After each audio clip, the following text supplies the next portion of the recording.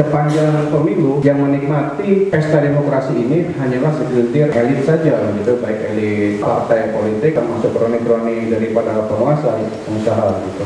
Karena bagaimanapun kalau kita melihat lebih dalam bahwa proses-proses kriminalisasi, proses-proses kekerasan secara fisik dan nyata diperlihatkan itu juga ternyata ini ya ada dukungan atau tidak-tidaknya ada campur tangan dari aparat penegak hukum.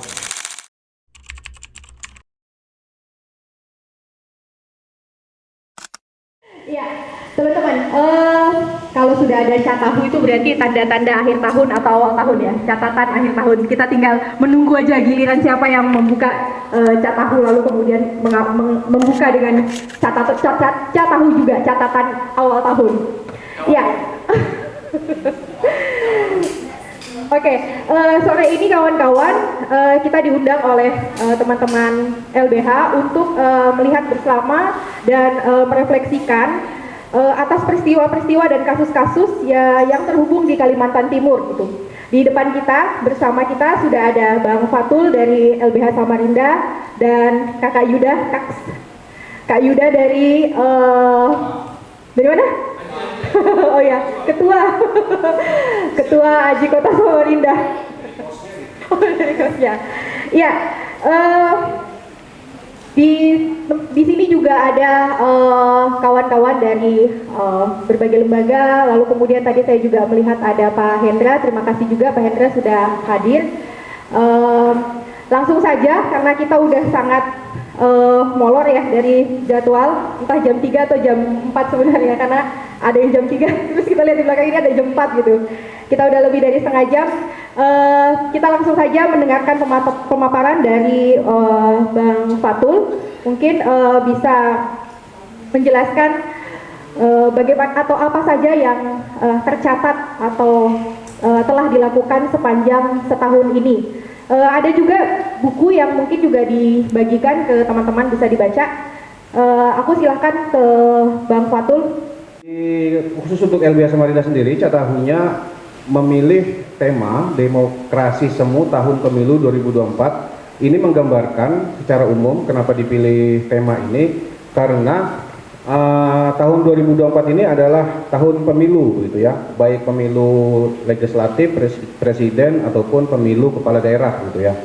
Dan tapi itu kalau kata orang bukan tapi, jadi kata orang ini katanya elit-elit ini adalah pesta demokrasi. Nah, tapinya adalah pesta demokrasi ini adalah demokrasi yang semu gitu ya, karena sepanjang pemilu gitu atau dari pemilu ke pemilu tidak ada dampak keselamatan maupun kesejahteraan bagi rakyat gitu ya, karena yang menikmati pesta demokrasi ini hanyalah segelintir elit saja begitu, baik elit partai politik ataupun elit-elit yang lainnya termasuk kroni-kroni daripada penguasa, pengusaha begitu.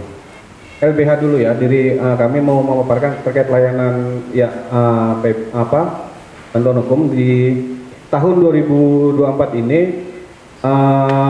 Gambaran umumnya seperti ini di Samarinda, bahwa LBH Samarinda ini wilayah kerjanya meliputi 10 kabupaten kota gitu ya di Kalimantan Timur. Kemudian ada hambatan-hambatan yang lain, yaitu akses transportasi antar kabupaten kota belum memadai. Seperti kita ketahui ya, jarak antar kabupaten kota aksesnya sulit. Kemudian juga jumlah sumber daya di internal juga mempengaruhi terkait dengan upaya-upaya atau layanan bantuan hukum yang diberikan oleh LBH Samarinda ke masyarakat. Jadi itu berkaitan dengan jumlah kasus yang diterima oleh LBH Samarinda saat ini. Jumlah pengaduannya itu adalah 18 kasus, 7 diantaranya adalah kasus yang didampingi, kemudian dari 7 kasus yang didampingi itu diterminasi begitu ya. Terminasi dalam artian begini, dihentikan proses pendampingannya karena permintaan sendiri dari si klien begitu ya untuk menghentikan kasusnya. Berkaitan dengan domisili pencari keadilan di LBH Samarinda, domisilinya hanya ada di 2 tempat, mayoritas itu ada di Samarinda dengan 14 pencari keadilan, kemudian dari Penajam Pasar Utara 4 pencari keadilan, dan keempat-empatnya didampingi. Untuk kasus kriminalisasi kemarin ya di Telemau. Ya, ini berdasarkan jenis kelaminnya itu ada 9 orang laki-laki, 8 perempuan dan 1 tidak tersedia. Artinya yang 1 tidak tersedia ini si pencari keadilan tidak berkenan untuk menuliskan jenis kelamin di formulir permohonan bantuan hukum. Ya, jenis pekerjaan sama seperti di tahun-tahun sebelumnya didominasi oleh pekerjaan dari karyawan swasta gitu ya. Kemudian ada mengurus rumah tangga 2 orang, pelajar atau mahasiswa 1 orang, dosen 1 orang, guru 1 orang, wira swasta 5 orang. Gitu. Kemudian dari tingkat pendidikan, mayoritas pencari keadilan di LBH Samarinda di tahun 2024 ini adalah SMA sederajat, kemudian S1, dan masing-masing 1 orang itu adalah SD, S2, kemudian 1 tidak ketahui yang juga tidak berkenan untuk menuliskan tingkat pendidikannya gitu ya di formulir. Nah, ini penerima manfaat total di tahun 2024 ini untuk komunitas atau kelompok sosial itu 4.035, kemudian individu itu 66. Ini dihitung berdasarkan kalau individu ini penerima manfaat langsung, artinya dia tidak hanya 1 orang yang berkasus itu saja, tapi penerima manfaat misal ada 1 orang kemudian di keluarganya itu yang terdampak, misal juga ada yang lain, misal ada 4 orang lainnya misalnya gitu ya, anaknya 3 kemudian plus istrinya, jadi 1 keluarga penerima manfaatnya adalah 5 orang begitu. Jadi cara menghitungnya begitu. Kemudian kalau komunitas ataupun kelompok sosial itu dari total anggota komunitas yang menerima manfaat, kemudian kelompok sosial ini adalah kelompok-kelompok masyarakat yang ada di desa-desa atau kampung-kampung gitu. Jadi kita bedakan komunitas, misalnya kalau yang di sini mana komunitas mana kelompok sosial itu adalah komunitas yang penerima manfaat di LBH Samarinda itu adalah komunitas aliansi kota kosong gitu ya. Itu jumlahnya 88 orang gitu ya. Kemudian sisanya adalah kelompok sosial yang ada di desa Telemau.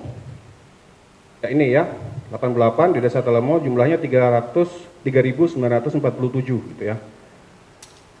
Lanjut. Ya, ini advokasi dan kegiatan LBH Samarinda.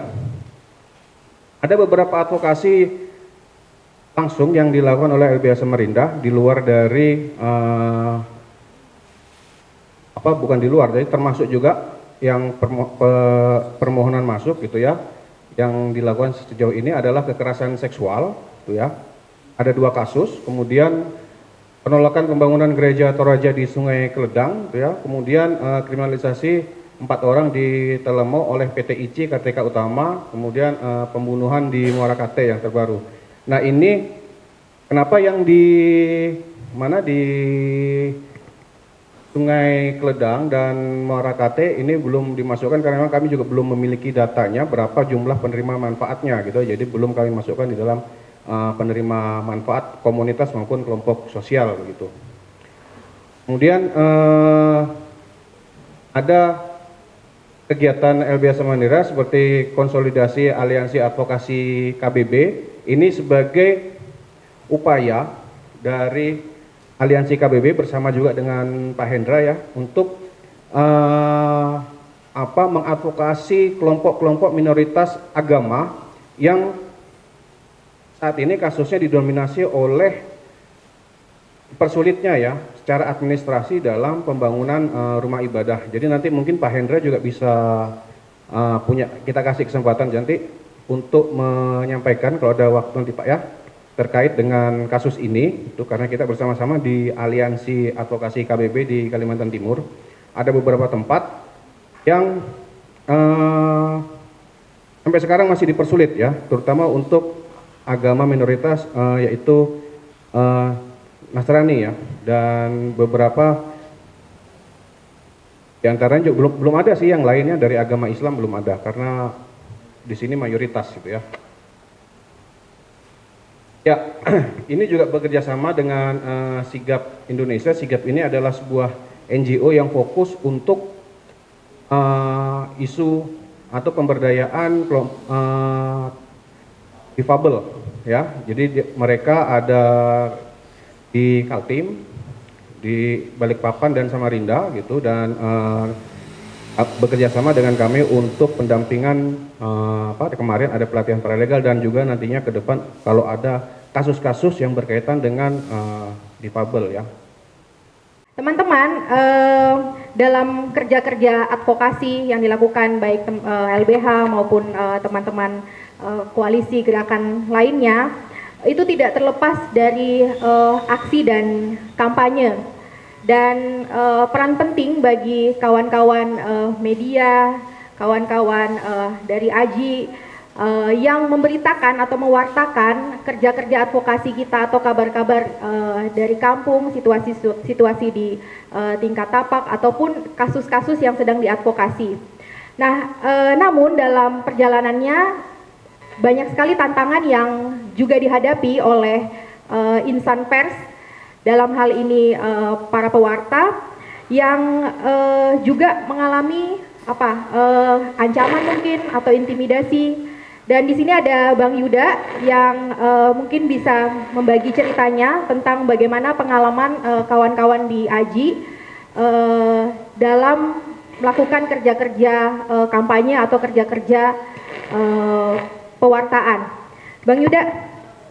Terima kasih Kak Tere. Terima kasih teman-teman udah mau datang di acara kita yang sangat luar biasa ini. Saya nggak bakal panjang lebar dan saya minta izin buat duduk ya, nggak kayak Bang Patul berdiri. Saya nggak punya slide soalnya. Jadi ada 8 peristiwa, ada 8 kejadian yang masuk inventaris kasus yang di AJI Samarinda. Yang pertama itu ada kasusnya Nina. Teman-teman di sini mungkin kenal sama Nina. Dia juga wartawan, tapi pada saat dia terkena kasus, dia bertugas sebagai seorang aktivis yang menyuarakan keresahan ibu-ibu soal perkara LKS ya kalau nggak salah ya di sekolah. Nah pada saat itu dia kena doxing, media sosialnya diambil fotonya dengan tanpa izin dan lain sebagainya. Nah itu merupakan bentuk-bentuk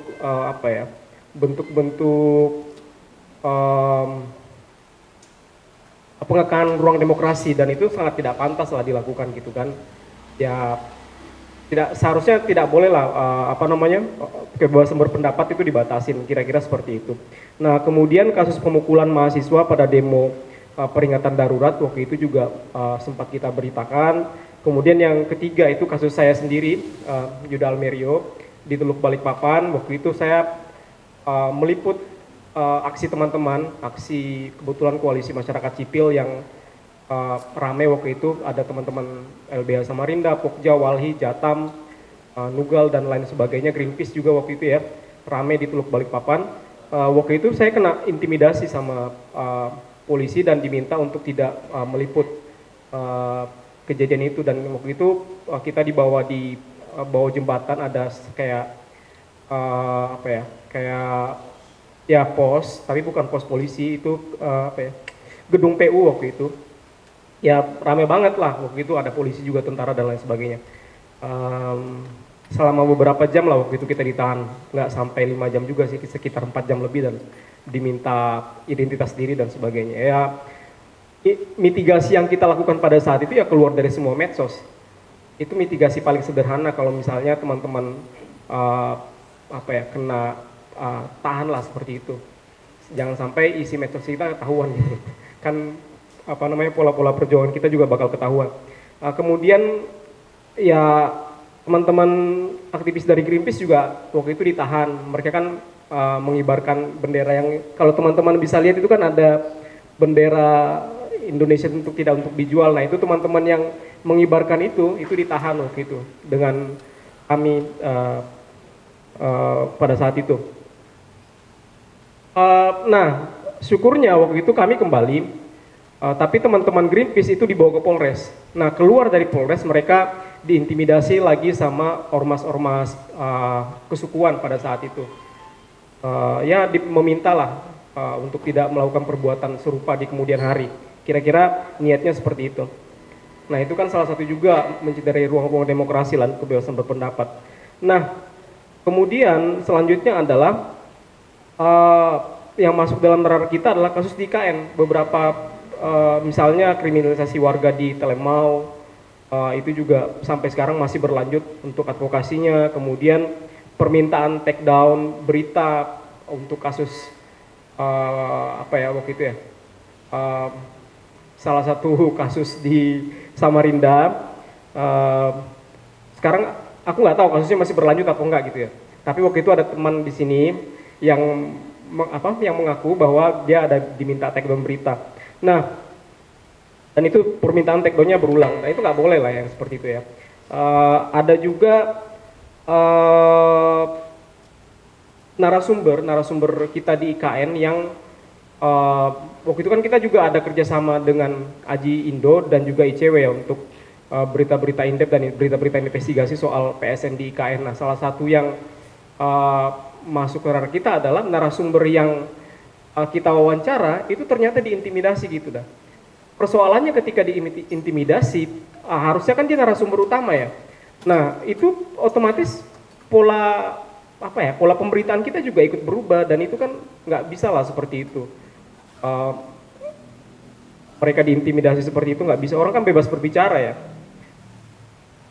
Nah, kemudian yang masuk ke kita juga larangan pendirian gereja di Samarinda Seberang juga di Sungai Kledang sampai sekarang juga masih berlangsung advokasinya. Dan yang terakhir adalah hilangnya nyawa akibat tolak jalan hauling tambang batu bara di Pasir ya.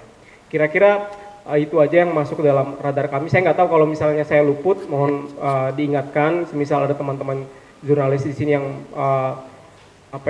yang mendapat perlakuan serupa dan lain sebagainya, bisa dibagi dengan kita dan kita masukkan katalog persoalan untuk di Aji Samarinda. Kira-kira dan itu bisa kita laporkan nanti di indeks kebebasan pers untuk tahun berikutnya.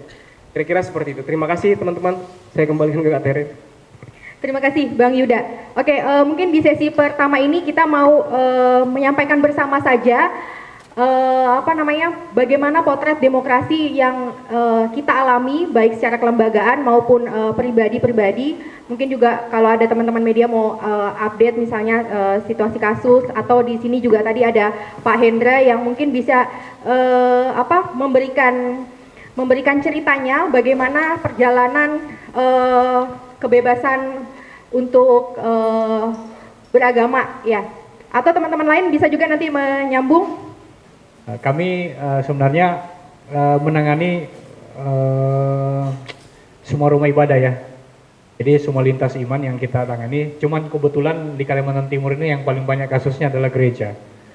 Ya bukan karena saya Kristen akhirnya bela gereja, enggak. Tapi intinya bahwa kita punya visi, kita punya kerinduan bahwa menjadikan Kalimantan Timur ini menjadi rumah aman buat semua pemeluk agama dan keyakinan ya. Nah, cuma memang kebetulan di Kaltim ini dari beberapa hal yang kami tangani, yang paling banyak kasusnya adalah gereja ya. Baik yang ada dulu kami dampingi di GKI Bukit Zaitun di Karangasem, itu kurang lebih 28 tahun izinnya nggak keluar, bahkan pernah direlokasi di pergudangan. Bahkan ketika direlokasi pergudangan, waktu itu wali kotanya Pak Sari Jaang janji mau datang, sudah mau peletakan batu pertama tidak datang. Pokoknya janji mau datang nggak datang. Akhirnya sampai nggak berdiri selama kurang lebih 28 tahun. Dan syukur kemarin kita dampingi sudah dapat tanda tangan izin dari wali kota. Nah, cuma ini yang kami tangani sekarang bersama dengan LBH Samarinda, itu Gereja Toraja Sungai Kledang. Memang case ini juga cukup lama ya. Ini gereja udah kurang lebih hampir 20 tahun juga. Bahkan tahun 2007 pernah diserang oleh kelompok FPI yang notabene adalah suami dari ibu RT-nya sekarang. Jadi yang RT yang menolak ini, suaminya dulu 2007 yang menjadi otak penyerangan gereja. 2 gereja di Sungai Kledang. Dengan alasan tidak boleh ada gereja di Sungai Kledang karena itu pesan dari nenek moyang mereka. Gitu. Karena di Sungai Kledang tidak boleh ada rumah ibadah, gereja di sana. Jadi memang di Kalimantan Timur ini kelihatannya aman ya, di atas permukaan. Cuman ternyata setelah ketemu beberapa orang, mereka juga kaget dengan pemberitaan juga di media, di Kaltim Today juga tentang isu penolakan rumah ibadah. Banyak saya perhatikan komen-komen cukup kaget. Ternyata di Kalimantan Timur ada juga kasus-kasus yang terjadi seperti di Jawa. Padahal dari case di Kalimantan Timur juga lumayan besar ya, lumayan banyak. Belum itu baru gereja ya, kayak di IKN sana ada di Petung, terus di daerah Handil, di daerah Samboja, bahkan di Samarinda ini termasuk lumayan banyak case-nya sebenarnya. Di daerah Selili sana juga ada gereja yang syukurnya sudah nggak ada sekarang gangguannya, tapi tahun-tahun kemarin tiap hari Minggu tuh dilempari kotoran manusia gitu, tiap minggu ibadah gitu. Ada juga yang dilarang ya ibadah, termasuk yang kemarin kita tahu di Sungai Keledang ya, sudah dapat rekomendasi FKUB, sudah memenuhi syarat SKB Menteri, tapi ternyata lurahnya nggak mau kasih rekomendasi. Kemarin Kepala Kemenak lagi kota nggak mau kasih rekomnya dengan alasan ini ada aturan baru, diminta AMDAL. Padahal kami pikir apa hubungannya AMDAL dengan Kemenak Kota ya? Kalau AMDAL itu urusannya PUPR. Tapi saya tanya kapan aturannya nih? Oh, baru aja aturannya katanya. Nah itu ternyata usut punya usut, Kepala Kemenaknya lumayan ya. Biasanya ini saya cerita sedikit. Kebetulan saya juga dipercaya jadi ketua seksi acara Natal Umat Kristen Kota Samarinda untuk tahun ini. Nah itu tiap tahun itu rekomendasinya keluar dari Kemenak Kota. Jadi yang mengeluarkan SK itu Kepala Kemenak Kota Samarinda. Nah tahun ini Kepala Kemenaknya nggak mau kasih, alasannya nanti katanya dikristenisasi dia. Padahal tiap tahun itu Kepala Kemenak yang keluarkan SK itu. Akhirnya SK ini baru kali ini dia memberikan disposisi kepada Pembimas provinsi. Jadi yang dari bawah berikan disposisi ke atas. Itu secara administrasi sebenarnya sudah nggak masuk akal. Tapi mau tidak mau karena acaranya harus jalan, jadi dikeluarkanlah SK itu dari atas.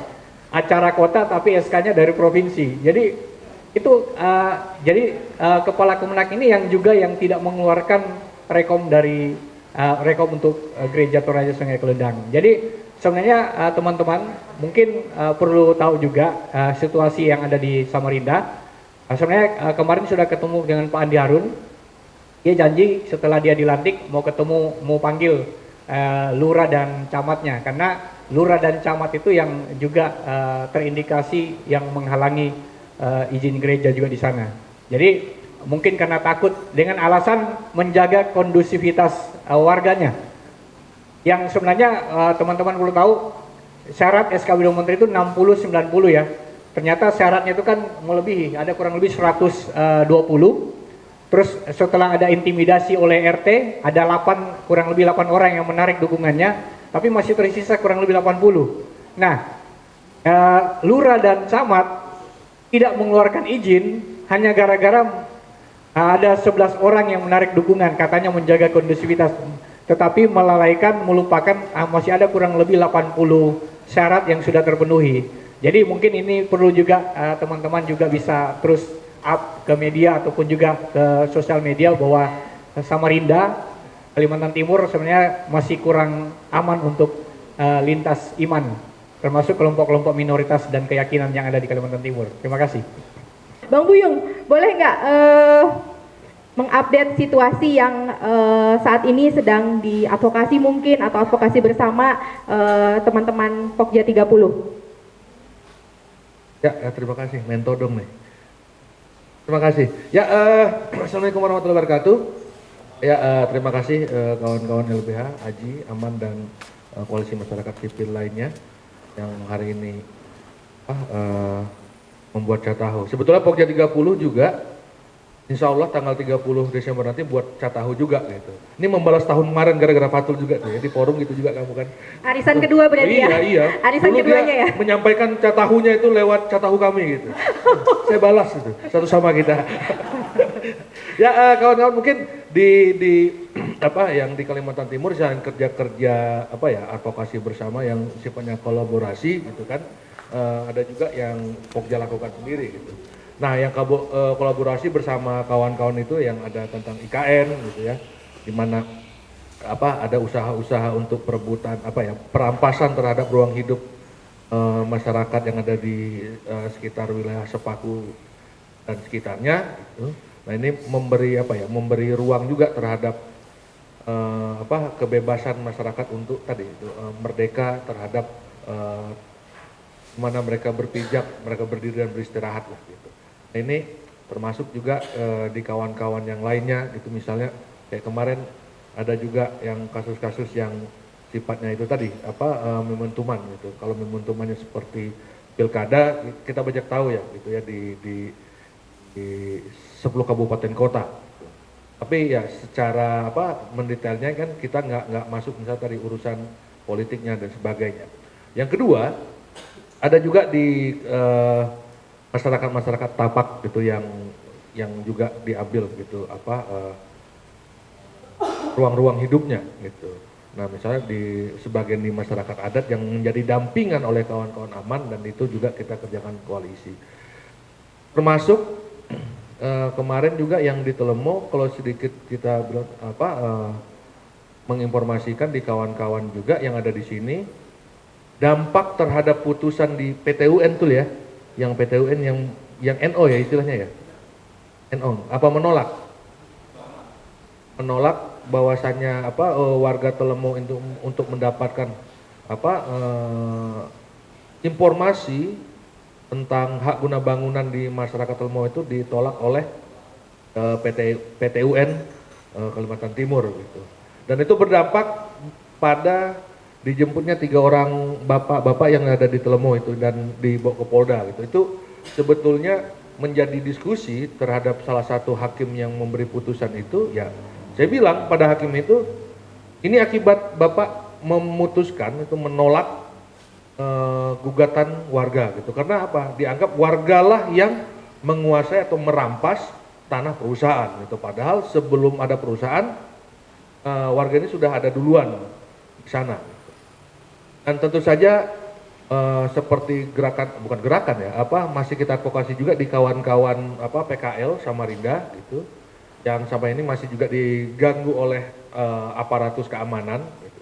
Yang meminta uang parkir gitu, yang apa jatah-jatah preman juga di sana gitu yang kita masih kawal bersama bersama kawan-kawan LBH dan lainnya gitu. Dan tentu saja kalau di Pokja sendiri itu ya masih pada apa ya isu-isu tentang kebijakan sebetulnya yang kita usung gitu di Kalimantan Timur. Tidak terlepas dari urusan ya, tadi apakah ini berdampak pada masyarakat yang apa yang terdampak sebetulnya gitu. Ya kita tahu bersama pembuatan kebijakan publik itu tidak melibatkan warga terdampak gitu.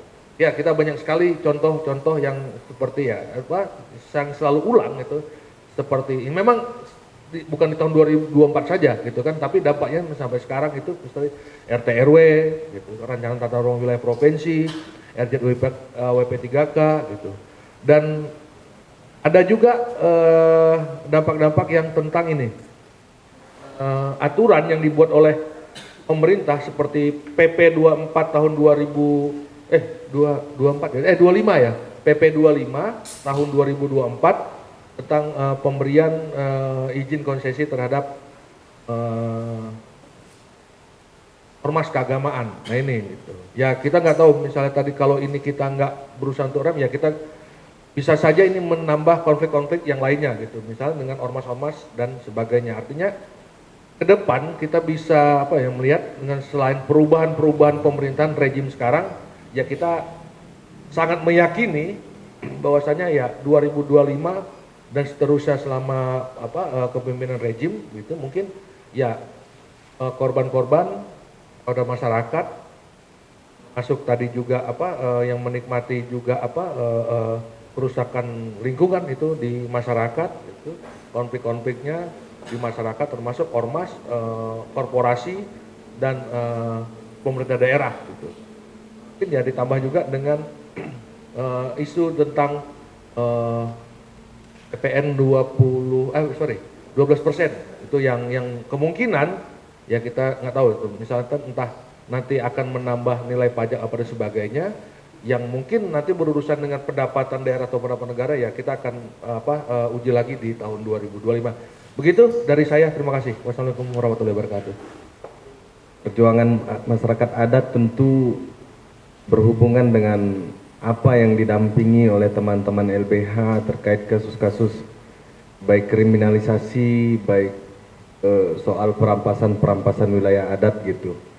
Nah, tentu kami dari Aman Kaltim gitu ya, dalam 1 tahun ini juga memiliki catatan buruk terkait dengan kebijakan-kebijakan pemerintah khususnya di Kalimantan Timur gitu. Nah, dalam pasca ditetapkan ibu kota negara terus berjalan gitu ya, kami juga mencatat hampir di 51 komunitas masyarakat adat di wilayah IKN itu terancam oleh keberadaan proyek strategis nasional gitu, baik pembangunan pemerintahan maupun pembangunan yang menopang PSN yang menopang ibu kota negara gitu. Sampai saat ini belum ada kepastian terkait dengan hak-hak masyarakat adat gitu. Nah, di sisi lain memang kalau kurun waktu 3 tahun 4 tahun terakhir gitu ya, Aman Kaltim berhadapan dengan perizinan yang sangat masif gitu. Masyarakat adat selalu dikriminalisasi, diusir dirampas wilayah-wilayah adatnya gitu ya. Dalam 1 tahun terakhir misalnya kasus yang kita tangani bersama teman-teman koalisi masyarakat sipil gitu ya, penolakan dari masyarakat adat Kedang Ipil terhadap HGU gitu. Itu juga yang sampai sekarang masih dalam proses, tidak ada penyelesaian, juga tidak ada pemberitahuan apakah izin itu dicabut atau dievaluasi. Tapi kita masih tetap optimis gitu ya untuk melihat itu sebagai tantangan besar bagi masyarakat adat khususnya Kalimantan Timur. Juga misalnya kami juga mencatat gitu, ada laporan ke kami misalnya di Kabupaten Pasir ada berhadapan dengan perusahaan sawit di Lambakan. Itu juga perpanjangan izin gitu ya, kasus perpanjangan izin oleh PT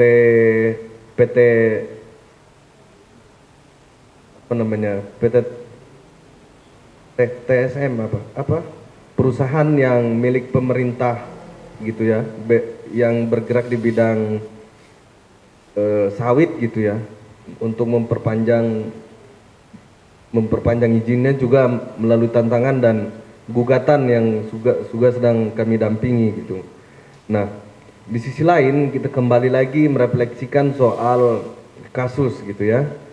Misalnya di ibu kota negara kita juga mencatat hampir sama dengan teman-teman, catatan teman-teman pasti LBH gitu ya, terkait 9 orang masyarakat dikriminalisasi, kemudian sekarang masyarakat adat tidak bisa melawan sehingga tanahnya juga hilang gitu. Nah, dalam kurun waktu 1 tahun tentu banyak misalnya pengusiran masyarakat adat Pemaluan gitu ya, dan juga operasi-operasi senyap yang dilakukan oleh proyek strategis nasional, misalnya masyarakat adat Balik di Sepaku ada beberapa yang menggugat tata cara peraturan pemerintah tentang pembebasan tanah, sehingga menambah catatan-catatan yang juga menjadi suatu perjuangan bagi masyarakat adat gitu. Nah, di sisi lain juga kita dalam kurun waktu 1 tahun ini kehilangan gitu ya, dibunuh atau dilenyapkan gitu oleh afiliasi, diduga afiliasi oleh perusahaan pertambangan gitu ya, juga membunuh masyarakat adat di Morakate gitu. Sebagai seorang tokoh yang memperjuangkan hak lingkungan, hak untuk hidup di pembangunan jalan umum gitu ya, untuk bebas dari hauling gitu. Nah, kalau kita melihat di dalam proses-proses ini tentu penegakan hukum yang tidak berjalan sehingga menyebabkan banyak masyarakat adat yang mengalami kekerasan, mengalami kriminalisasi, mengalami intimidasi gitu ya. Terlepas dari itu juga misalnya di Kutai Barat gitu ya, yang lalu juga kita masih teringat dalam perjuangan kita waktu di Dingin ya, komunitas adat Tementang juga masyarakat adat dikriminalisasi, ada 14 orang gitu.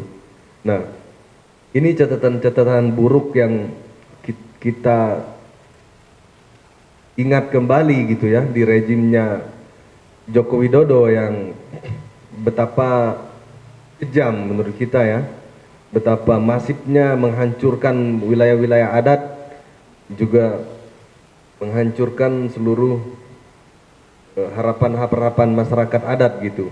Nah, kemudian di pemilu yang lalu juga kita ternyata untuk melanjutkan rejim yang Joko Widodo gitu ya, adalah justru orang-orang yang pernah melanggengkan otoriter gitu ya, pernah melakukan pelanggaran HAM.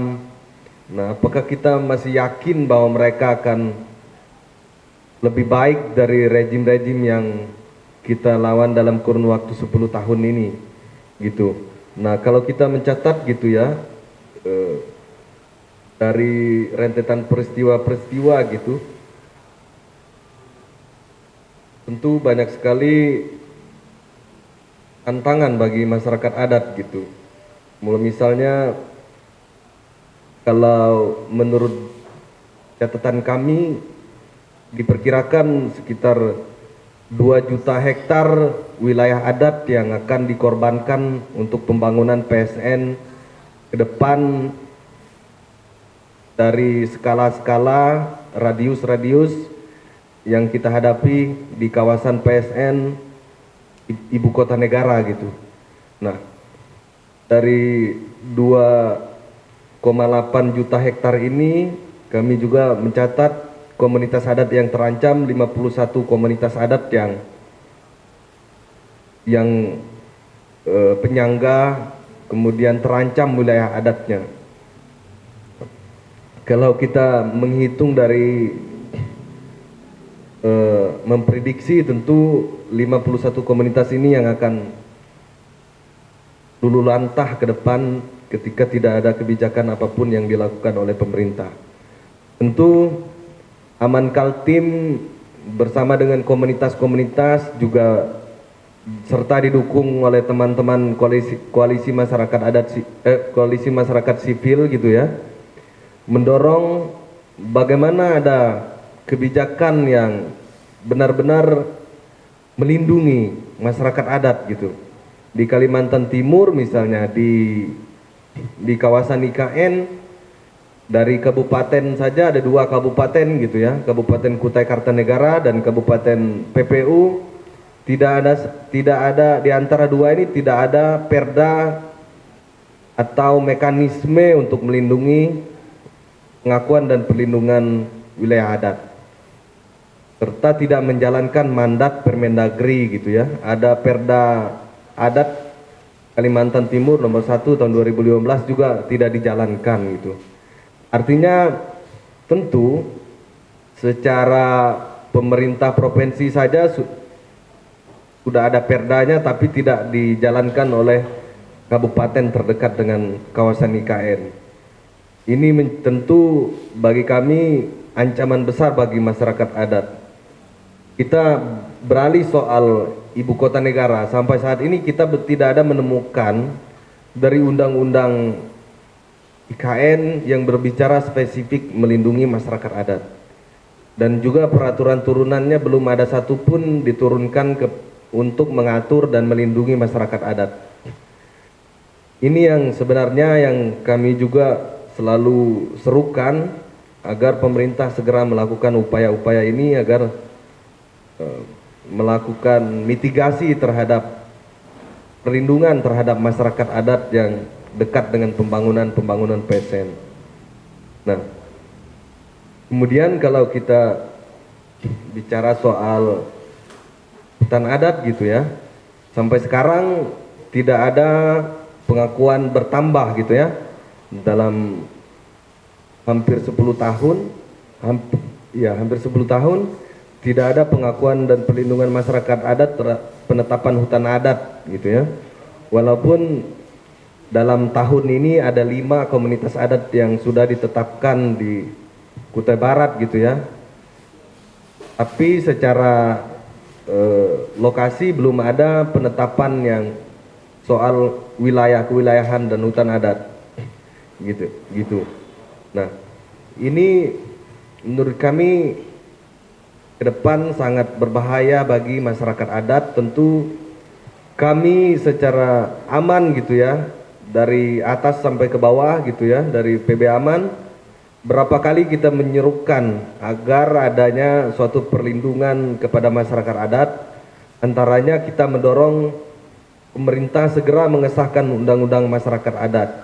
Nah, kerja-kerja ini juga kita bersama dengan teman-teman koalisi masyarakat sipil nasional mendesak, mendorong, dan semua cara sudah kita lakukan, tapi juga belum ada nampak dari pemerintah gitu ya, bagaimana untuk melakukan perlindungan. Kalau kita juga mencatat gitu ya, waktu debat presiden Gibran sempat menyampaikan bahwa akan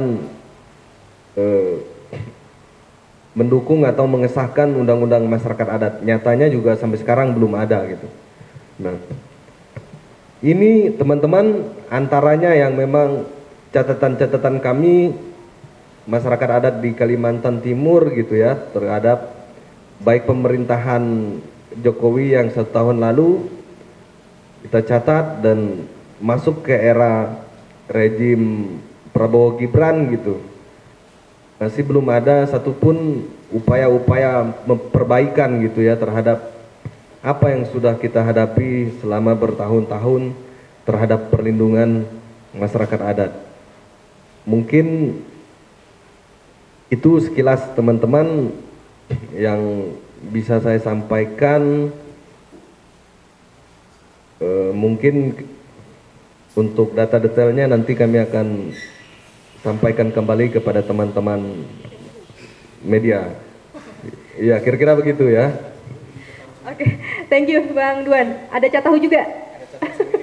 Ya, kira-kira kami entah Catahu atau mekanismenya apa, kami akan merilis catatan-catatan khusus tentang kriminalisasi masyarakat adat, juga data-data soal. Nah, saya lupa, sebenarnya yang paling penting, tantangan bagi masyarakat adat sekarang gitu ya, di era rejimnya berlanjutan ini gitu ya, catatan buruk bagi pemerintah dan masyarakat adat gitu ya, tentang isu karbon. Kita menolak keras mekanisme pemerintah yang mengatasnamakan masyarakat adat, namun mekanismenya justru mempersulit masyarakat adat gitu dalam klaim pendanaan karbon. Nah, kedua, catatan penting juga gitu ya terkait dengan isu transisi energi yang menurut kami gitu ya, antaranya adalah transisi energi yang dilakukan pemerintah bukan beralih untuk memperbaiki sistem lingkungan gitu, justru membahayakan seluruh masyarakat adat ya. Misalnya menenggelamkan masyarakat adat dalam proyek-proyek yang diklaim sebagai proyek yang ramah lingkungan gitu, industri hijau gitu. Nah, ini juga menjadi catatan penting kritik kami terhadap pemerintah membuat kebijakan yang tidak ada satupun yang melindungi masyarakat adat, melindungi ekosistem gitu ya, menghentikan deforestasi yang ada di Kalimantan Timur. Justru program-program pemerintah melalui karbon gitu ya, isu karbon, transisi energi, ini adalah justru beban berat yang akan ditambahkan kepada masyarakat adat khususnya di Kalimantan Timur gitu. Tentu akan berhadapan kriminalisasi, intimidasi, dan juga pengusiran serta perampasan wilayah adat yang akan semakin masif ke depan. Kira-kira itu penting sekali. Terima kasih. Thank you, Bang Duan. Jadi Bang Duan antrian ketiga untuk Catahu ya, arisan ketiga. Ya, teman-teman tadi kita sudah mendengar cerita dari masyarakat adat, terus kemudian dari kawan-kawan atau ruang-ruang atau tempat-tempat yang wilayahnya diambil oleh konsesi atau izin dan lain sebagainya. Kita juga mendengar teman-teman dari teman-teman media yang juga dikekang atau bahkan diancam, bahkan narasumber pun juga mendapat ancaman. Ada suara yang juga perlu dan penting kita dengarkan. Suaranya sangat kecil tapi dia ada. Dari teman-teman TS Project, mungkin kawan Sam bisa juga membagikan cerita tentang bagaimana potret demokrasi yang dialami oleh kawan-kawan trans. Cuman mohon ke depan, karena tadi ada notis dari operator katanya kalau ke depan lebih enak, lebih gampang ngambil gambarnya.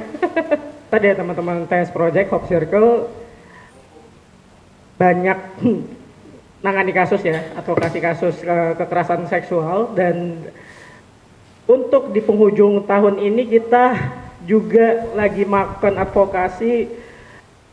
Ada satu korban di teman-teman komunitas juga, tapi di sini kita justru menyayangkannya adalah pelaku kekerasannya teman-teman trans itu sendiri.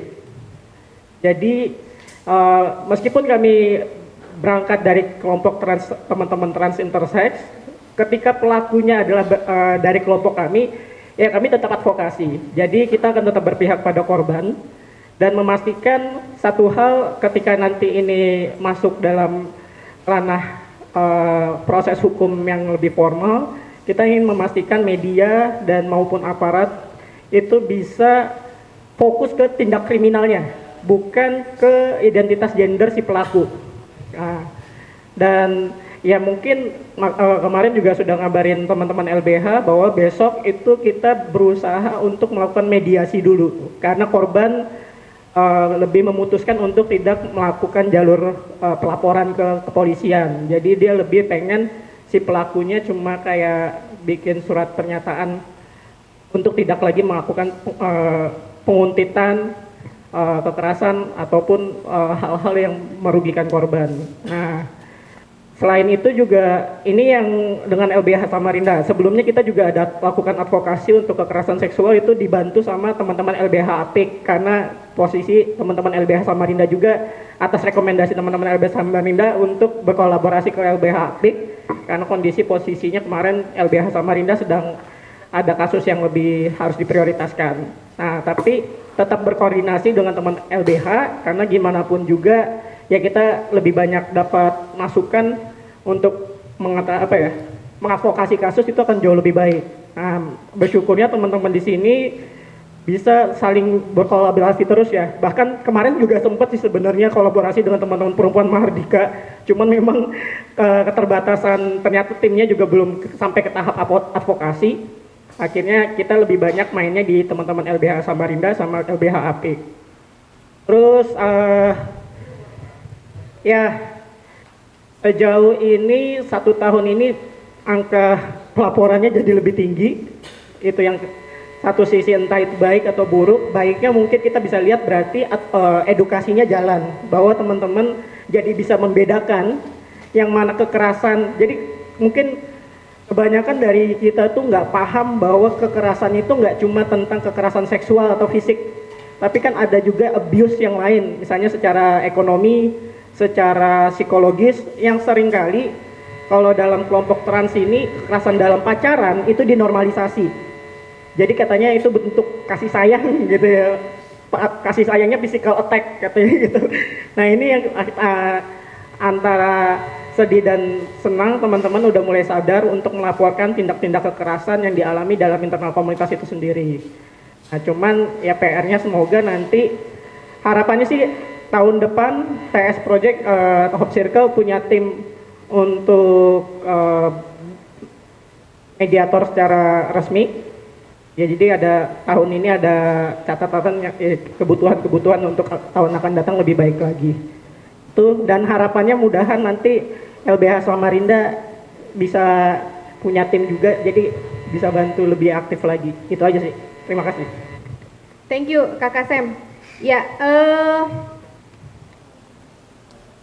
ada teman-teman kawan Mahardika, mungkin kita juga bisa dapat cerita atau update bagaimana teman-teman Mahardika juga melakukan perjuangan. Aku hari ini hadir sebagai salah satu perwakilan dari perempuan Mahardika. Di sini juga mengapresiasi ya bagaimana kawan-kawan LBH dalam kerja-kerja advokasinya. Karena dari perempuan Mahardika sendiri menyadari bahwasanya kerja-kerja advokasi itu adalah kerja-kerja yang berat. Dia tidak hanya berat dalam kondisi fisik, tapi kerja-kerja advokasi itu juga melibatkan beban psikis dan juga ekonomi serta lain sebagainya, sehingga kita sangat amat mengapresiasi bagaimana orang-orang yang masih bertahan dalam kerja-kerja advokasi ini. Untuk situasi perempuan di Samarinda sendiri dalam 2024 terakhir ini memang sangat amat terlihat tadi pada situasi yang teman-teman paparkan sebelumnya, entah itu dari masyarakat adat ataupun dari kawan-kawan jurnalis dan masyarakat sipil lainnya, bahwasanya kondisi demokrasi pada tahun 2024 ini tidak membaik dan ada kemungkinan malah kedepannya juga akan memburuk. Teman-teman Mahardika kemarin sempat ikut serta dalam advokasi kawan-kawan buruh PT SLJ di Samarinda Seberang yang sampai saat ini pun buruh-buruh perempuannya masih ada beberapa yang belum mendapatkan upahnya. Dan kekerasan yang terjadi di dunia kerja itu pun kita sorot sebagai kekerasan sistemik yang terjadi pada perempuan. Dan tentunya dalam advokasi kasus kekerasan seksual seperti yang sudah tadi teman-teman paparkan, bahwasanya dalam mengadvokasi kasus kekerasan seksual itu sangat amat sulit. Tadi juga saya sempat membaca dari buku Catahu ini mengenai advokasi kasus kekerasan seksual. Memang kendala yang paling besar itu adalah pada saat korban dihadapkan dengan aparat penegak hukum, di mana korban disalahkan kembali, direvictimisasi oleh APH, yang itulah membuat kerja-kerja advokasi kita semakin berat. Dan itulah yang membuat undang-undang tindak pidana kekerasan seksual sangat sulit untuk digunakan di Samarinda ini sendiri. Padahal sudah tertulis jelas di sana bahwasanya undang-undang ini hadir untuk melindungi korban. Yang mana perempuan Mahardika juga berfokus pada isu itu mengenai bahwasanya banyak perempuan di Samarinda menjadi korban dari kasus kekerasan berbasis gender ini. Namun ya itu kita dihadapkan kembali dengan situasi aparat penegak hukum yang tidak mendukung sama sekali, dan juga bagaimana lingkungan korban juga yang turut tidak memberikan dukungan kepada korban. Nah, mungkin tidak banyak sih yang bisa aku sampaikan. Tentunya salah satu pesannya yaitu untuk tahun 2025, walaupun kita dalam saat ini mengalami rezim yang sangat amat mengerikan ya. Sudah banyak berita-berita bahwasanya adanya pembungkaman yang terjadi pada rezim ini ataupun kriminalisasi. Tapi harapanku ya 2025 nanti kita organisasi masyarakat sipil bisa terus bekerja sama dalam kerja-kerja advokasi ini dan tidak membiarkan kawan kita sendiri dalam melakukan kerja-kerja advokasi ini. Mungkin itu saja dari aku. Terima kasih. Terima kasih Naya. Ya, kalau update situasi, yang pasti Walhi pasti ngomongin soal Telemo ya. Terakhir ada tiga warga yang ditarik kemarin ditangkap paksa oleh polisi di Polda. Yang terakhir kita dampingin sekitar 2 hari itu Bang ya. Kita di Polda untuk 1 hari 1 malam ya. Kita dampingin di Polda proses tersangka itu. Yang pasti di tahun 2024 ini kalau catatan dari kami masih awal untuk kerja bersama ya, karena baru terpilihnya Prabowo. Yang pasti tahun depan itu akan menjadi tahun yang lebih berat buat kita, yang kemungkinan kasus-kasusnya bakal lebih ekstrim dari yang ada di tahun ini. Mungkin itu sih sedikit catatannya. Sekali update dari kawan-kawan, aku mungkin juga menyambung update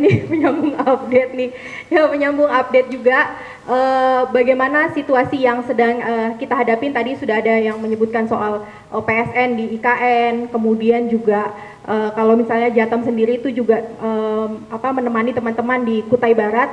Kalau ingat Gunung Layung di Gleo Asa, Ongko Asa dan sekitarnya, itu Kencana Wilsanya sekarang sudah habis izinnya, tapi dia menghadapi tantangan baru. Tantangan barunya adalah wilayah mereka, kampung mereka akan dijadikan jeti oleh Adaro gitu. Nah, cerita Adaro ini menjadi cerita yang tidak putus. Ternyata di Kalimantan Utara tadi juga disampaikan oleh Bang Duan di wilayah industri hijau dan juga bendungan PLTA Kayan dan Mentarang yang sedang dibangun, itu juga ada perannya Adaro gitu. Jadi sebenarnya kalau mau bicara soal Kalimantan Timur atau bicara soal satu wilayah tertentu, itu kita juga tidak terputus dengan wilayah-wilayah lain yang saat ini itu juga dibongkar sana sini gitu, yang dirampas, tentunya dirampas ruang hidupnya, dan banyak masyarakat adat, tidak hanya masyarakat adat, juga masyarakat biasa yang menjadi legitimasi pemimpin hari ini itu juga menjadi korban gitu. Artinya sebenarnya cerita-cerita pilu yang kita sampaikan, yang kita ceritakan pada sore hari ini itu juga terjadi di belahan Indonesia bagian manapun gitu. Nah, kawan-kawan sekarang juga di tengah kita ada Bang Enal dari LBHI. Mungkin Bang Enal bisa mengupdate juga situasi baik secara keseluruhan maupun situasi di nasional. Menarik sebenarnya, mungkin apa yang kemudian menjadi temuan kawan-kawan LBH Samarinda ini masih sebagian kecil ya dari berbagai pelanggaran hak asasi manusia. Mengingat juga timnya sepertinya juga kecil gitu. Yang besar cuman ini Pak Fatul saja dengan nama besarnya.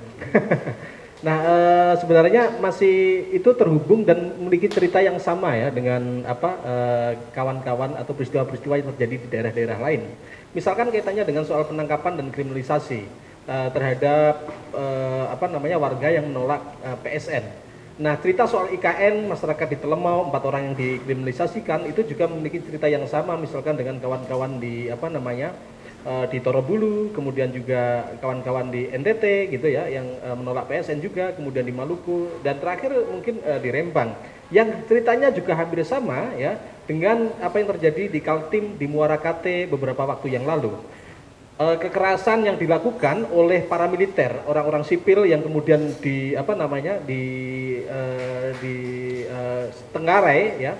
Dia merupakan hubungan digerakkan oleh perusahaan. Itu juga cerita yang sama dengan yang terjadi 2 hari yang lalu ketika masyarakat Rembang ada yang terkena busur kemudian digebukin habis-habisan ya oleh segerombolan orang-orang perusahaan dengan membawa senjata tajam dan membawa pendungan-pendungan besi.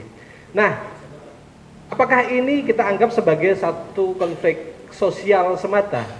Tentu saja tidak. Karena bagaimanapun kalau kita melihat lebih dalam bahwa proses-proses kriminalisasi, proses-proses kekerasan secara fisik dan nyata diperlihatkan itu juga ternyata ada ada dukungan atau tidak-tidaknya ada campur tangan dari aparat penegak hukum. Misalkan di kasus Muara Kate, artinya bahwa di situ ada polisian, kemudian juga di Rempang juga ada kepolisian.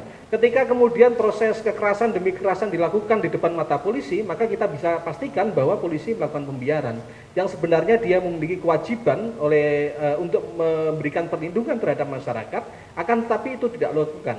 Itu bisa dianggap sebagai satu pelanggaran HAM.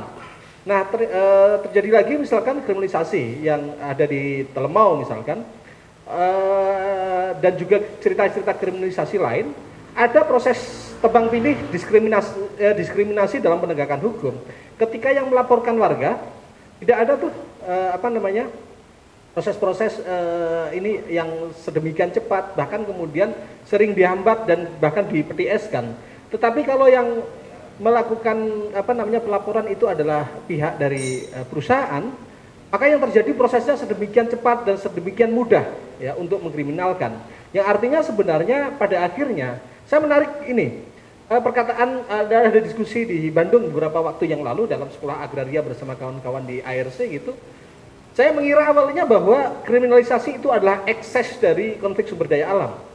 Akan tetapi ternyata kalau kita lihat bagaimana sirkulasi kapitalisme itu berlangsung dan itu menjadi bagian itu, maka bisa dilihat jangan-jangan bahwa kriminalisasi itu merupakan bagian dari desain perampasan dan perampasan ruang hidup dan land grabbing, sehingga memang mengharuskan ada kriminalisasi. Maka kemudian dalam berbagai undang-undang selalu ada pasal-pasal kriminalisasi. Misal undang-undang kehutanan ada pasal kriminalisasinya. Undang-undang pertambangan, orang yang menghalangi tambang yang berizin ada kriminalisasinya. Bahkan sampai dalam undang-undang yang levelnya, yaitu undang-undang yang mengatur kaitannya dengan sisi-sisi administrasi, robekan misalkan ini ya, penghancuran uang negara. Nah itu terjadi di Makassar. Ketika kemudian masyarakat dibayar oleh perusahaan, kemudian kasih amplop ya, kasih bagi-bagi duit, masyarakat rame-rame kemudian ada yang menyobek uangnya karena sebagai bentuk penolakan. Weh, kena itu undang-undang robekan uang negara. Nah, artinya sebenarnya ini jadi satu hal yang penting gitu. Nah, tapi sebenarnya ada proses-proses yang polanya itu semakin naik dan semakin meningkat. Di era-era zaman ini bukan bermaksud kemudian membandingkan lebih baik mana era presiden sebelumnya dengan presiden-presiden yang lalu misalkan, tapi bagaimanapun misalkan di era SBY misalkan kriminalisasinya masih kecil, meskipun fondasi-fondasi kaitannya dengan letak-letak kapitalisme dan rezim proyek strategis nasional yang dulunya MP3EI itu ya dibangun dari era zaman SBY gitu, berbagai undang-undangnya, bahkan kaitannya dengan pengadaan tanah dan berbagai lainnya. Artinya sebenarnya semakin tahun gitu, semakin orang itu semakin kemudian melupakan kaitannya dengan semangat-semangat untuk reformasi, termasuk kaitannya dengan reformasi tata kelola kelembagaan bahkan di aparat penegak hukum sendiri gitu. Orang semakin berani untuk secara terang-terangan melakukan kriminalisasi. Di era zaman Jokowi itu gila-gilaan, bahkan kriminalisasi itu dianggap sebagai satu hal yang populis gitu ya. Karena menolak pembangunan dengan membayar buzzer yang sedemikian rupa untuk membungkam ya, atau untuk memenuhi ruang-ruang dunia maya yang uangnya tidak berseri, sehingga buzzer-buzzer atau buzzer-buzzer demokrasi ya yang tidak memiliki uang, kawan-kawan yang kemudian menggunakan sosial medianya untuk secara voluntary menyuarakan hak masyarakat itu tertutup sedemikian sistemik dan sistematis gitu. Nah, itu yang terjadi. Dan bagaimana dengan rezim hari ini? Ternyata tidak hanya lagi menggunakan polisi. Karena ketika kemudian polisi itu memiliki soal isu hak asasi manusia gitu ya. Kalau dia tidak melakukan dan dia melakukan gitu. Beberapa bulan terakhir justru menggunakan paramiliter. Kita ingat misalkan beberapa bulan yang lalu kawan-kawan climate strike, anak-anak muda yang kawan-kawan muda yang melakukan aksi ya di represi sedemikian rupa oleh orang-orang yang kita sebut sebagai orang-orang paramiliter gitu ya, orang-orang ormas mengatasnamakan ormas-ormas tertentu. Dan kemudian juga yang terjadi di beberapa wilayah yang lain, misalkan Muara Kate, kemudian juga di Rembang dilakukan oleh orang-orang preman-preman. Negara bisa bilang bahwa oh ini adalah konflik sosial gitu. Tetapi kita harus melihat bahwa bukan persoalan pro dan tidak, tapi kita harus melihat bahwa apakah ada skema-skema yang digerakkan oleh negara. Itu yang pertama. Nah, yang kedua, saya ingin menyampaikan bahwa hari ini dengan rezim kolonialisme kembali kaitannya dengan di sektor-sektor sumber daya alam melalui investasi-investasi asing, itu penguasaan secara besar-besaran tanah-tanah rakyat dengan cara merampas, isu soal demokratisasi menjadi semakin relevan. Dulu kita bicara soal demokrasi seakan-akan itu hanya bicara soal kaitannya dengan hak pilih, apakah ada pemilu atau tidak, atau kemudian kaitannya dengan hal-hal yang sifatnya kalau dalam konteks HAM itu sipil dan politik. Tapi hari ini ngomong soal demokratisasi jangan-jangan sangat relevan ketika kemudian hak masyarakat untuk menyatakan tidak terhadap proyek-proyek pembangunan itu tidak terjadi. Bahkan seringkali misalkan kalau kita melihat berbagai kebijakan yang menjadi dasar PSN hari ini, awalnya Perpres sekarang menjadi permen ya, kaitannya dengan proyek strategis nasional, itu nggak masuk akal. Maksudnya ada penambahan proyek itu semacam jadi kebijakan itu seperti halnya toko di online itu. Kalau kemudian barangnya ada yang mau beli, ya udah masukkan aja, tinggal direvisi. Besok misalkan ya ada orang yang mau berinvestasi terhadap pembangunan di wilayah tertentu, ya udah tinggal di PSN-kan. Sehingga meng-PSN-kan itu menjadi semacam mantra baru yang memiliki pola dan mode yang sama dengan mantra-mantra di era zaman Orde Baru. Kalau kemudian orang mengganggu pembangunan, maka kemudian mereka akan ditindak, akan disingkirkan, akan digebuk dan sebagainya. Tapi memang ini menjadi bahaya sekali ketika kemudian proyek-proyek strategis nasional tidak hanya yang melibatkan investasi tentu, dia tidak hanya kemudian mendapatkan garansi keamanan dalam konteks melalui kepolisian, tapi kesininya kayaknya kawan-kawan akan berhadapan dengan militer-militer yang beneran, bukan paramiliter lagi, militer-militer yang beneran. Kita bisa melihat bahwa ada beberapa kebijakan militer, kemarin baru dibentuk tuh Dewan Pertahanan Nasional, yang jadi sahabatnya Prabowo, ya. Yang kemudian kebijakan-kebijakan itu bagaimana militer akan ngomong soal pangan. Bahkan kemudian ada militer yang kemudian memiliki prodi-prodi khusus tertentu. Ya, aman aja belum ada tuh. Aman di sektor pangan, aman di sektor perkebunan. Ini ada misalkan isu-isu kaitannya dengan pangan, masalah pertanian dan sebagainya itu dilakukan oleh militer dengan jenjang-jenjang pendidikan tertentu. Artinya ini hampir sama kalau dulu itu ABRI masuk desa gitu, sekarang itu ABRI masuk wilayah-wilayah dan itu menjadi wilayah pertempuran kawan-kawan. Nah, saya rasa itu juga menjadi hal yang penting untuk kemudian dilihat dan kemudian distrategikan sehingga memang saling berjabat tangan, mempererat pegangan tangan satu sama lain itu menjadi sangat penting. Dan saya rasa tidak hanya dalam konteks sektoral di isu sumber daya alam saja, saya rasa ya, tapi justru kemudian di kawan-kawan di isu kebebasan beragama, berkeyakinan dan sebagainya itu menjadi relevan kalau ngomongnya soal demokratisasi. Kalau emang nggak demokratis, emang mau bisa ngomong soal hak atas kebebasan beragama dan berkeyakinan? Kalau situasinya tidak demokratis, emang bisa ngomong soal hak atas lingkungan hidup? Lawang mau baru aksi aja dibungkam. Nah, yang terbaru misalkan baru semalam aksi kesenian yang menayangkan lukisan soal Konoha 1 dan Konoha 2 oleh kawan-kawan seniman juga dibredel di Galeri Nasional.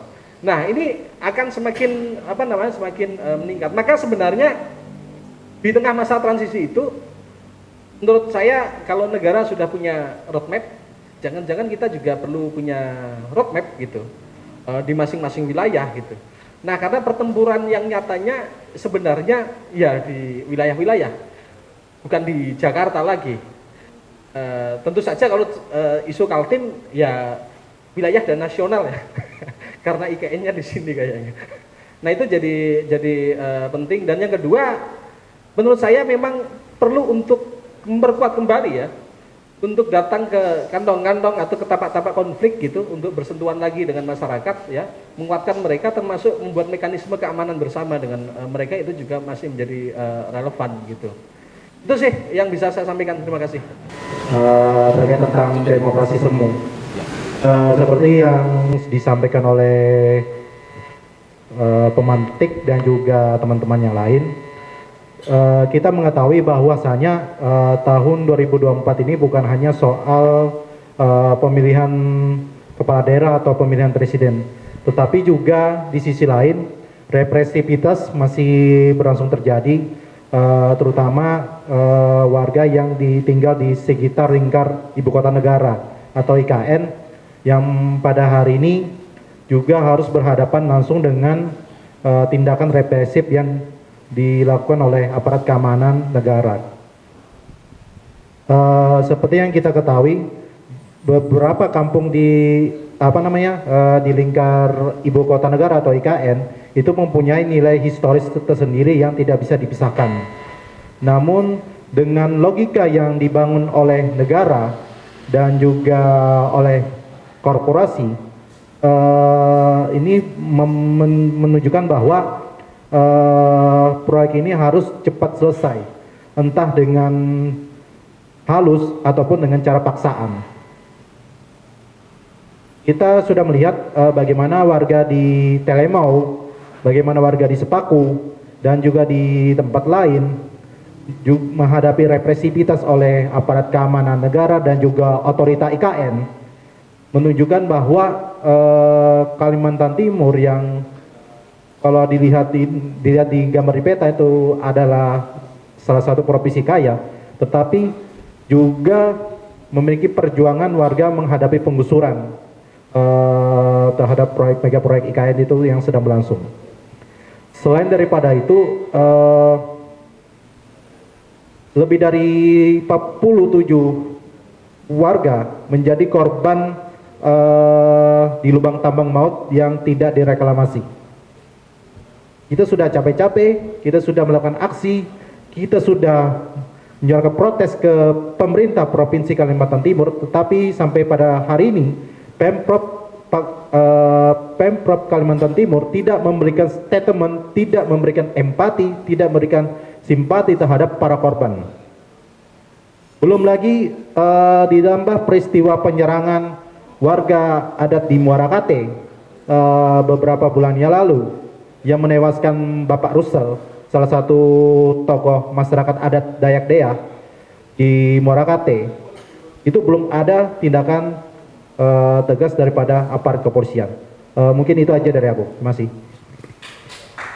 Thank you Adit. Ada kawan-kawan yang lain yang mau menyambung? Kalau nggak ada, sebenarnya aku mau minta cerita dari Bang Enal satu aja, Bang.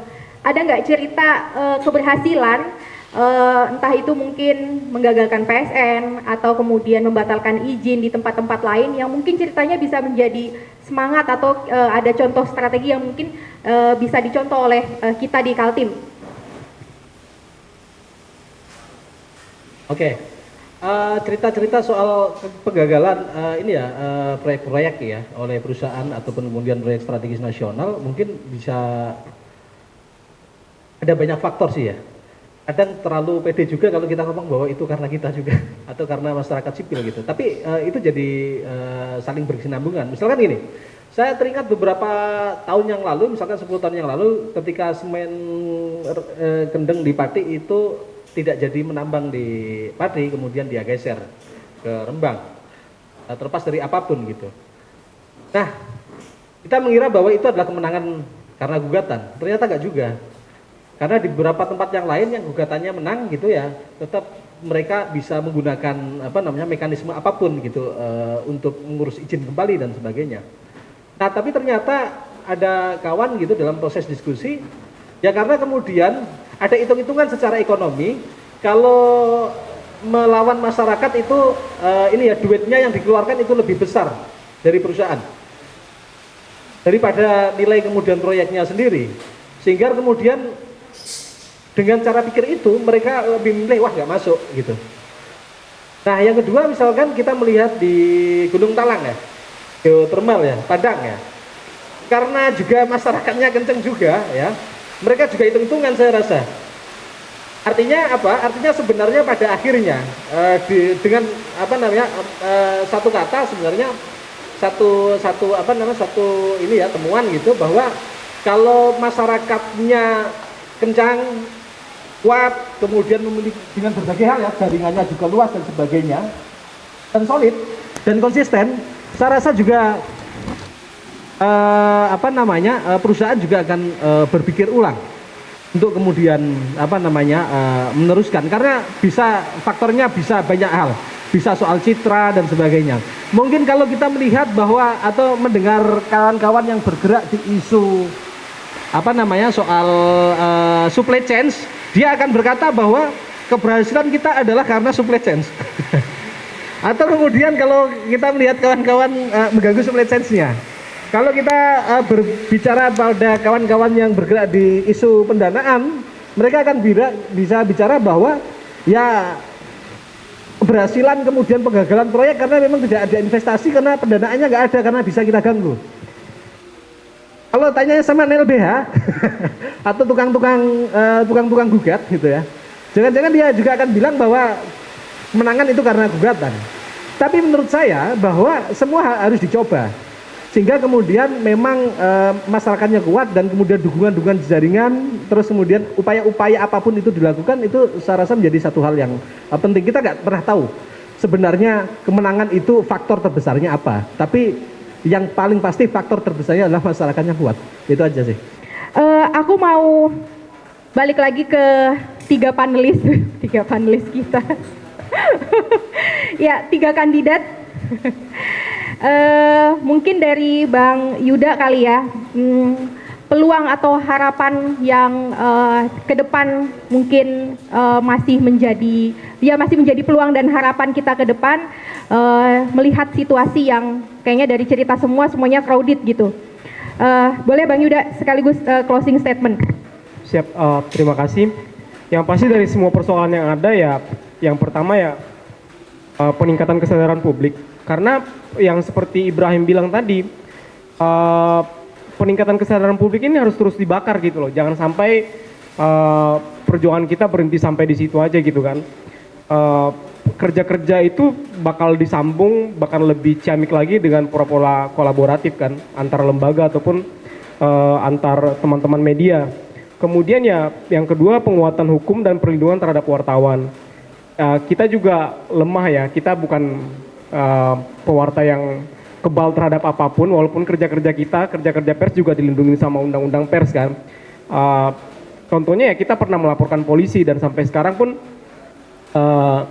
katanya itu udah tuntas, cuma nggak pernah dilaporkan ke kita gitu loh. Pengakuannya sih begitu. Kemudian yang ketiga ya ini advokasi oleh organisasi masyarakat sipil yang udah kita lakukan sampai sekarang gitu loh.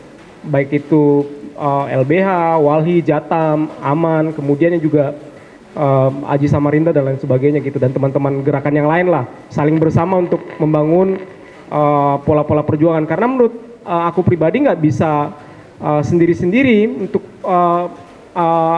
untuk memitigasi persoalan ini gitu loh. Harus terus, apalagi dengan rezim yang sekarang kan, nggak bisa sendirian, harus sama-sama, harus rame-rame. Kira-kira seperti itu. Terima kasih banyak. Terima kasih Bang Yuda. Boleh langsung disambung dengan Bang Duan. Setelah itu baru Bang Fatul terakhir. Iya, tentu bagi kami